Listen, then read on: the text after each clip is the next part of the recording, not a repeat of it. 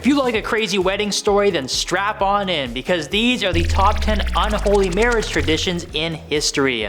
Number 10, throwing garbage at the bride and groom in Scotland. Scotland's a pretty old country, so they obviously have some old school traditions that have stood the test of time. But one of the weirdest of the bunch revolves around their weddings and how they treat the bride and groom. Just before the holy ceremony is supposed to take place, friends and family of the engaged couple gather together for an old tradition that is known as blackening. Basically, what happens here is the friends and family throw all sorts of substances at the bride and groom, including mud and rotten food, to make a real mess before the actual wedding begins. It is believed that this old tradition is supposed to prepare the couple for the tough challenges they will face in their new life together and act as a rite of passage into marriage. While it may seem hard to believe that there is a pre-wedding tradition that could steal the actual ceremony's thunder, this one definitely holds a weird and special place in the hearts of the Scottish people. Number 9, no bathrooms for 3 nights in Indonesia. One of the absolute worst feelings in the world is needing to use a bathroom and not being able to find one. The only thing that could be even worse than this is knowing exactly where the bathroom is and not being allowed to use it. While this may sound like some sort of medieval torture method, it is actually an age-old ritual in many southern Asian countries such as Indonesia. The marriage tradition states that the bride and groom must be confined to their home for 3 nights, and they are not allowed to use the washroom during this time. The tradition also calls for their family and friends to smear the couple in rice, flour, and ash, and they use this as a way to symbolize their transition into a new life together. The families and friends will also keep a close eye on the bride and groom to ensure that they do not cheat and use the washroom or wash the food mixture off of their bodies. The Indonesians believe that the couple enduring this challenging period together will serve as a trial by fire and better prepare them for the road ahead.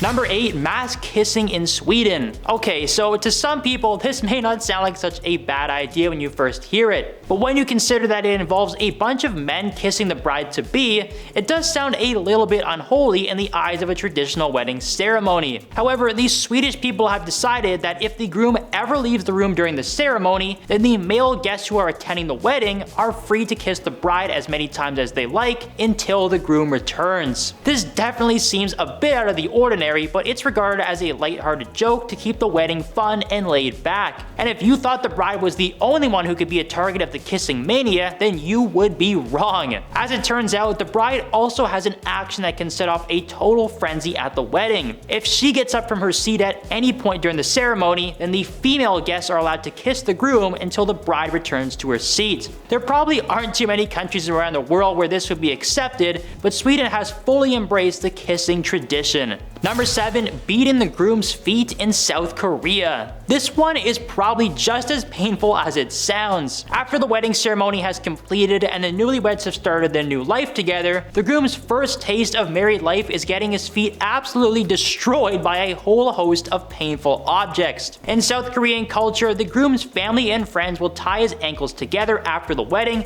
and hold him down on a table while they search for whatever items they can find to beat his feet with. The items can range from sticks and rods and even dried fish, and the groom must endure the painful ritual until the family and friends decide that they are satisfied. On top of that, the ones doing the beating will usually ask the groom some strange riddles and trivial questions to add a bit of a humorous twist to the bizarre ritual. The beating is supposed to be a way to test the groom's strength and character, and although it may have a lighthearted feel to it, there's no way the groom wouldn't be feeling the pain for a long time after it was all over. Number 6, carrying fire in South Africa. There are many interesting wedding traditions that take place in South Africa, but one of the oldest and wildest of the bunch is the fire carrying. This old South African tradition calls for the parents of the bride and the groom to bring fire to the home of the newlyweds. It must be pretty hard to transport a burning fire from house to house, but this tradition holds a special place in the heart of many South Africans and provides a blessing to the bride and the groom. The fire is meant to symbolize the coming together of the newlyweds and ignite the hearth in their new home. This is why it is important for the fire to be transported directly from their childhood homes by their own parents, because it will ensure that the family legacy is carried on for eternity. So while some people might think this is a little bit crazy and a bit of a fire hazard, it is an important South African tradition that will most likely last forever.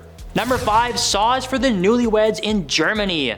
People can receive a ton of weird wedding gifts, but in Germany, it is a guarantee that the bride and the groom will receive a beautiful new saw. Yeah, a power tool might not seem like the most beautiful thing to receive on your wedding day, but this tool actually has a very important meaning when it comes to German weddings. It is actually tradition for the bride and groom to saw a massive log together following their wedding ceremony. And since it is a two-person saw and the couple needs to act together to cut the log in half, the challenge is meant to symbolize the strength of the new couple working together and prepare them for the challenges they will face in life. It's also key that the couple is still wearing their wedding attire during the log cutting, which means that those fancy tuxedos and dresses will be covered in wood chips after the ceremony is complete. Now, thankfully, the log cutting is pretty popular in Germany, so you shouldn't have any problems explaining the wood chips once it's time to return the rental attire. Number 4, stealing the groom's shoes in India. So in Korea, the groom has his shoes removed for a ceremonial foot beating, but in India, the groom's shoes are likely to be stolen altogether. While some people might think a burglar had broken into the wedding with a desire to steal the shoes,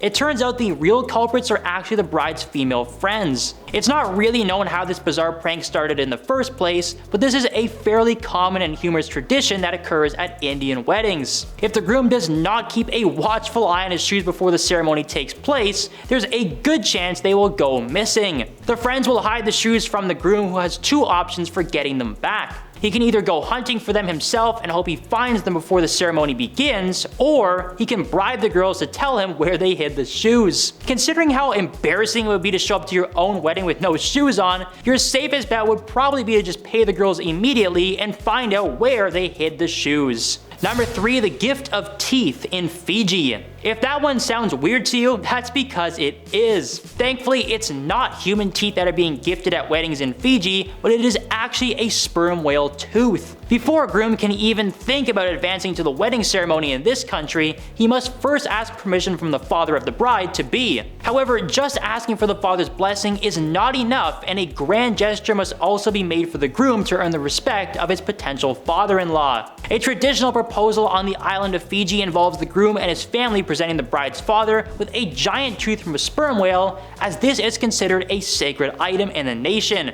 While this tradition is generally more popular in rural areas, it is still very prevalent all over the country. However, obtaining a sperm whale tooth does not sound like such an easy task. The groom will more than likely have to find someone who is selling a tooth, and they can sometimes cost hundreds of dollars. Add that onto the already expensive wedding ring, and proposals on the island nation really start to add up. Number 2, brides dancing for money in Cuba. The title of this one definitely sounds a little unholy and probably wouldn't be very well received in many countries around the world, but this is an old tradition at Cuban weddings. It is actually common for other men to dance with the bride at her own wedding in Cuba. However, it's not as simple as just walking up to her and busting a move. In Cuba, any man aside from the groom who wishes to share a dance with the bride will have to come up with some cash if he wants to join in on the fun. The strangest part about this tradition, though, is that the money is not just handed over in a traditional manner. The men who end up dancing with the bride will actually pin the cash to the bride's dress, and by the end of the dancing festivities, she'll be covered in money. While it's pretty obvious to see why this might not look so good in other countries, the cash that the bride earns from the dancing directly supports the newlyweds' honeymoon plans. So it is actually in the best interest of the groom to encourage his friends to dance with his new wife on their special day. And at number 1, spitting on the bride in Kenya. Alright, now the money thing doesn't sound like such a weird idea. This is pretty much exactly what it sounds like, but the meaning behind it is actually very good. And instead of the bride having money pinned to her, Kenyans believe it is a blessing to have the father of the bride spit on her. This is a very old tradition in Kenya that dates all the way back to the early Maasai people, who believed that spitting on someone was a sign of respect. So in this case, the father of the bride spits on his own daughter to show his respect and congratulations for the start of her new married life. It's definitely interesting to see how different acts are treated around the world, because a foreigner who was attending a Kenyan wedding would probably think there was a terrible incident unfolding if they saw someone spit on the bride. There are many other wedding traditions from the Maasai tribe, including the groom trading animals in exchange for the bride, but the spitting seems to be the most popular in modern times. And that concludes our look at the top 10 unholy marriage traditions in history. Let us know which one you thought was the weirdest of the bunch in the comments below. Don't forget to hit like and subscribe for more top 10 videos.